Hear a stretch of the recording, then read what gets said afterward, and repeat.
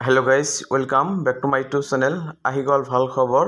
নৱম আৰু দশম শ্ৰেণীৰ 6 মাহিলী পৰীক্ষাৰ তাৰিখটো ঘোষণা কৰিছে অলৰেডি, আৰু তেওঁলোকৰ ছেকেণ্ড ইউনিট টেষ্ট আৰু হাফ ইয়াৰলি এক্সাম, এই দুটা এক্সামৰ কোনটো এক্সাম আগত হ'ব কোনটো পিছত হ'ব সেইটো লৈ বহুতেই কনফিউজ হৈ আছে বহুত ছাত্ৰ ছাত্ৰী।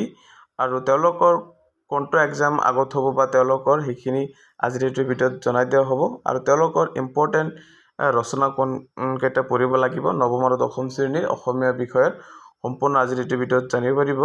ইয়াত চাবলৈ পাইছে যিখন হাফ ইয়াৰলি এক্সাম তেওঁলোকৰ অনুষ্ঠিত হ'ব সেইখন ইয়াত দি আছে to hold half yearly examination for classes 9 and 10 from 23 to 28 September 2024, অৰ্থাৎ 6 মাহিলী পৰীক্ষাটো অনুষ্ঠিত হ'ব 23 তাৰিখৰ পৰা 28 ছেপ্টেম্বৰৰ ভিতৰত নৱম আৰু দশম শ্ৰেণীৰ।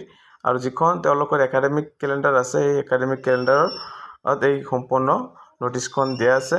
কিন্তু তেওঁলোকৰ ছেকেণ্ড ইউনিট টেষ্ট যিখন অনুষ্ঠিত হ'ব সেইখন তেওঁলোকৰ অনুষ্ঠিত হ'ব to hold second unit test from 23 November to 33 November 2024, অৰ্থাৎ তেওঁলোকৰ নৱেম্বৰ মাহৰ 23 তাৰিখৰ পৰা 30 তাৰিখৰ ভিতৰত তেওঁলোকৰ ছেকেণ্ড ইউনিট টেষ্ট অনুষ্ঠিত হ'ব নৱম আৰু দশম শ্ৰেণীৰ যিসকল ছাত্ৰ ছাত্ৰী আছে। কিন্তু তেওঁলোকৰ কাৰণে যিসমূহ ইম্পৰ্টেণ্ট ৰচনা আছে সেইখিনি 1 নম্বৰ তেওঁলোকৰ পঢ়িব লাগিব তোমাৰ জীৱনৰ লক্ষ্য, প্ৰিয় সাহিত্যিক, প্ৰিয় গ্ৰন্থ, পুথিভঁৰাল, বিজ্ঞানৰ অৱদান, বানপানী, প্ৰাকৃতিক সম্পদ, ছাত্ৰ ছাত্ৰীৰ কৰ্তব্য, বিজ্ঞান আৰু মানৱ সভ্যতা।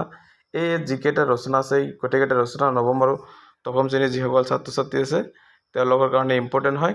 আৰু তেওঁলোকৰ আগতে যিহেতু 6 মাহিলী পৰীক্ষাটো অনুষ্ঠিত হ'ব সেইকাৰণে 6 মাহিলী পৰীক্ষাৰ কাৰণে তেওঁলোকৰ বেছিকৈ গুৰুত্ব দিব লাগিব নৱম আৰু দশম শ্ৰেণীৰ যিসকল ছাত্ৰ ছাত্ৰী আছে।